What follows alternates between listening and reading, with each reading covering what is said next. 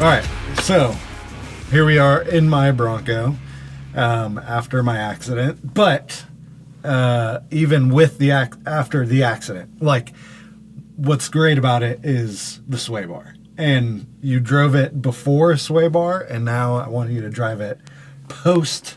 Well, you said install. you were making what you thought was going to be a small change, and now you feel like, oh, it's actually a pretty big change. It was huge. Like the difference, you know, like my Bronco was just so tippy before, where you just around every corner, it just wanted to go to the outside of the corner, you know, and you felt that. And so now there's just such a big difference when you can take a corner really fast, and it sucks to the road, you know, and so yeah, it's pretty amazing. So we're gonna drive, but I noticed like the steering wheel is just like it's broken, and then we just fixed that, and you broke it. All right, well, let's drive. I've ordered my new parts from Tom. So. All right. Like an oval track car. Yeah.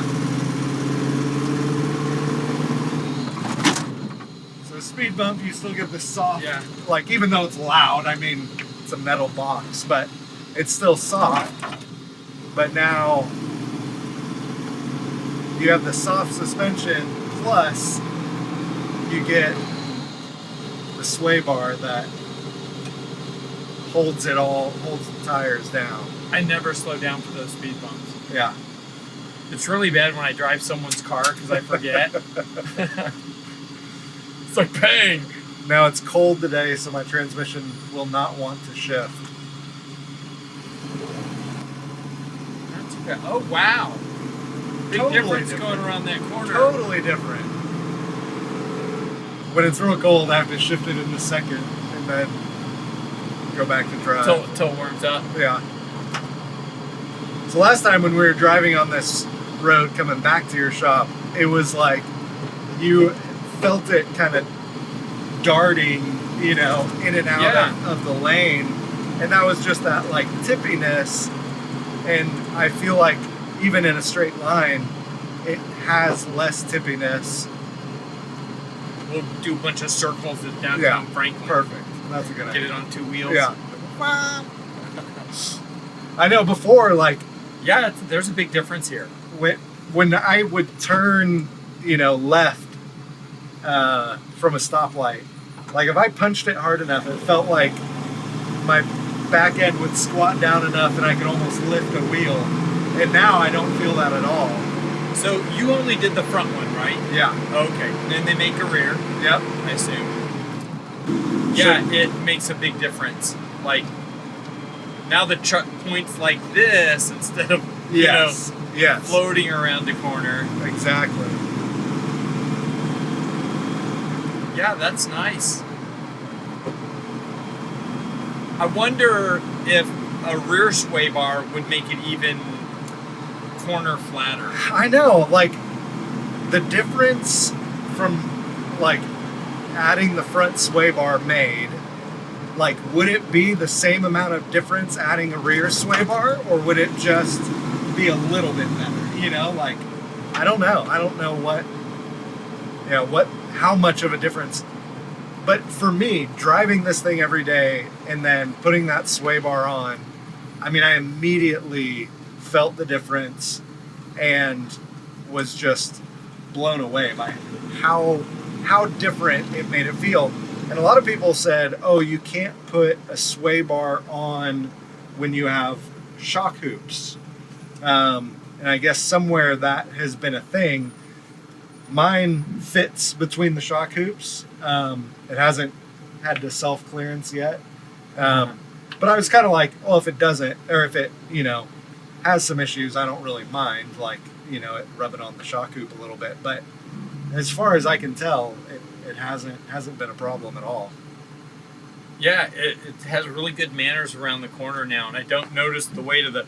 Felt like, you know, when you went with the roof rack and the tire and the narrower offset on the wheels, it really kind of amplified that, and now it's like gone. Yeah.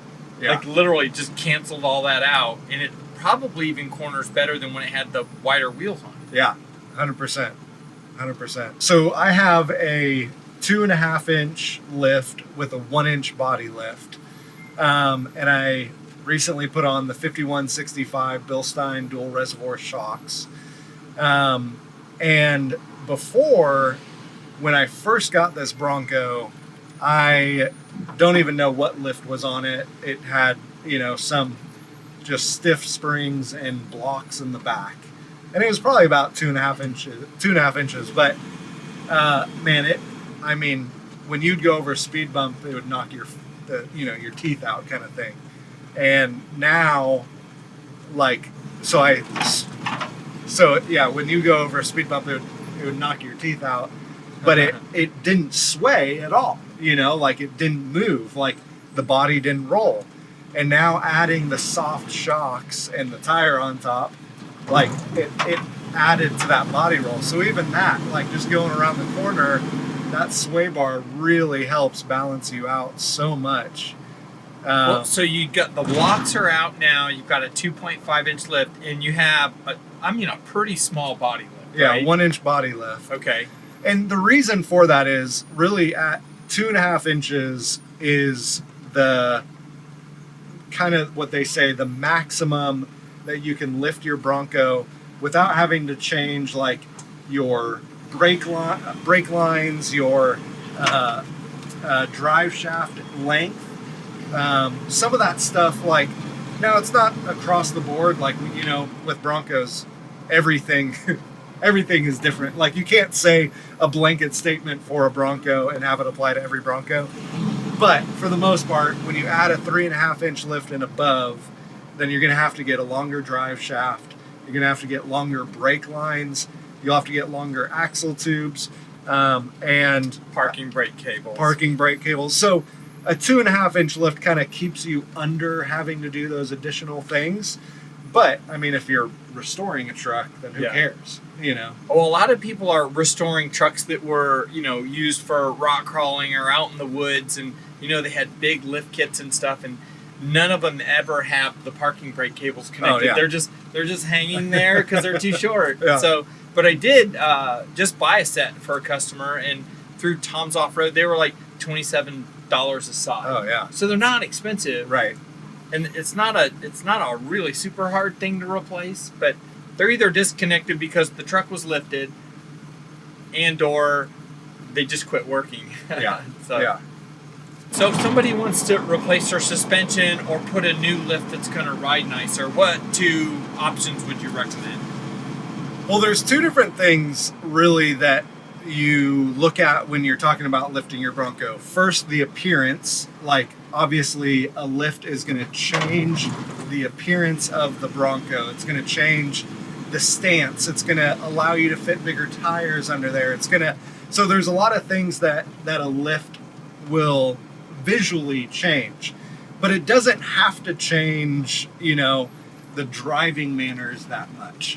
And so that's kind of the second thing. So first thing, appearance. Second thing is the off-road capability. So, you can add a 2.5 inch lift that's super off-road capable. You don't have to add a 5.5 inch lift that's super off-road capable. But if you wanted to have, I have 35 inch tires. If you wanted 37 inch tires, then you'll need a bigger lift than a 2.5 inch lift. So, like, really, lift options start with appearance, and that's where you have no lift, which is stock height. You have 2.5 inch, 3.5 inch, 4.5 inch, and 5.5 inch.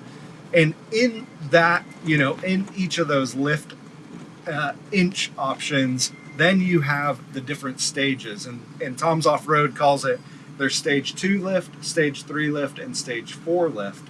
And then even within those, like, there's a bunch of different options, like different shocks, like getting the, Bilstein shocks, or getting the, I forget what the other brand is called that Tom's has on their site. But basically their stage 2 lift is kind of just a normal lift that, the Springs are pretty much the same. It's just a bigger spring. The shocks are going to feel the same kind of as a stock Bronco. Their stage 3 lift, you get everything with the stage 2 lift, but you get different springs, you get shock hoops, so you can add 4 shocks on each corner, or 2 shocks on each corner. Dual shocks, yeah. Dual shocks on each corner, and so you could get a softer shock, which then, makes it a squishier ride, but you have twice as many, so kind of, it's kind of like what I have with the dual reservoir, where it dissipates the heat. But so you got the shock hoop with the stage 3, and then with stage 4, it actually adds, I think it's like everything with the stage 3, and then it adds in the inboard shock mount, inboard shock hoop, I guess, in the rear. Yeah, which so lets you 2 more. Bring your shocks into the inside. Yeah. That's an old Baja thing. All the guys used to do that. Yeah. So there's a lot of different options, and really, I think everyone kind of looks at suspension more as, how's it going to make my truck look? And that's just the lift number. That's not really you don't really need shock hoops if you're just going to make your truck look higher up. But now there, and you can go with bigger tires and things like that as you do lift kits. But if you've got an uncut Bronco, that kind of limits some of your options. It really, well, not as much on the suspension side. Like our buddy Jay Patterson, he has a Luber, we call it, the lifted uncut Bronco. And I think he's got like a 2.5 inch or 3.5 inch lift on his. But man, he wheels the heck out of that thing, and like has great articulation and has done a lot to really maximize all of that. But what is affected with a Luber is your tire size and the wheel offset.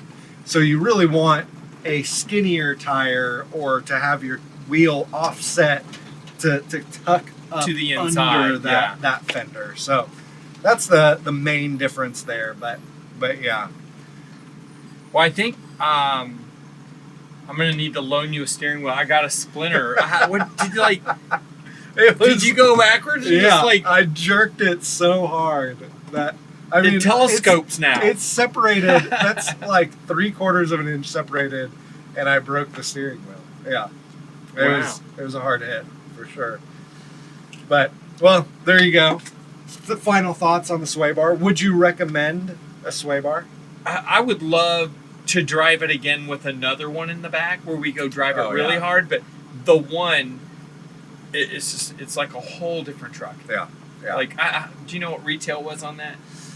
I want to say $700 like worth every penny. Worth it, especially for the soft shock ride quality, but having the stability around the corners. Like, I'm gonna add it to every truck I build. Absolutely, it just like it has changed me that much. I agree. It really has.